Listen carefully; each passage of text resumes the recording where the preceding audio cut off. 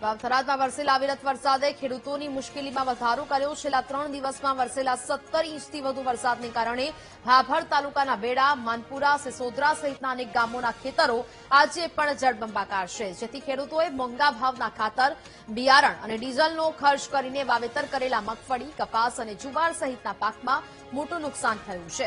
વરસાદ બંધ થયા પછી પણ ખેતરમાંથી પાણી ઓસર્યા નથી, જેથી તાત્કાલિક ખેડૂતોએ સર્વે કરીને સહાય ચૂકવવાની માંગ કરી છે। બહુ નુકસાન છે। બીટી કપાસ વાવેલો તો ઘણું નુકસાન છે।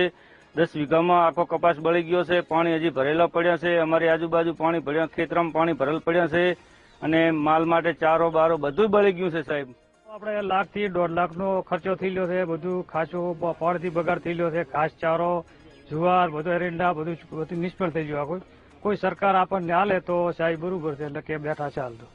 કેટલો ખર્ચો કરીને તૈયાર કરી? કેવું ખર્ચો તો બધો ગણો તો 1 લાખ 2 લાખનો ખર્ચો થઈ ગયો હાલની તારીખમાં। આ બધું પાણીને લીધે બધું સાફ થઈ ગયું, કોઈ બાકી રહ્યો નથી। ખાસ ચારામાં બધામાં નુકસાન થાય। માલ અત્યારે ખાસ વગેરે ઉભો થાય। ભાભર તાલુકા સરપંચ એસોસિએશન દ્વારા જે 4 દિવસથી સતત ભારે વરસાદના કારણે અમને ગ્રામજનોએ રજૂઆત કરવાથી અમે સરપંચ એસોસિએશન દ્વારા આપણા તાલુકા વિકાસ અધિકારી મામલતદાર સાહેબ ને અમે આવેદનપત્ર આપવા આવ્યા છીએ।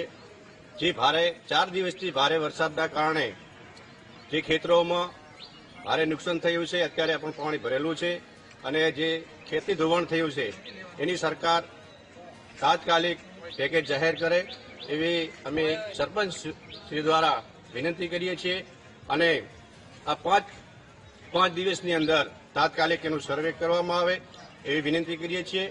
અને જો 5 દિવસ પછી પાણી ઓસર્યા પછી એના જે ધોવાણ થયું છે, ખેડૂતો જ્યારે હવે ફરીવાર વાવેતર કરવાનું થાય ત્યારે એની પહેલા એનું જે વળતર મળવાનું થતું હોય એ તાત્કાલિક ધોરણે વળતર મળે એવી અમે અપેક્ષા રાખીએ।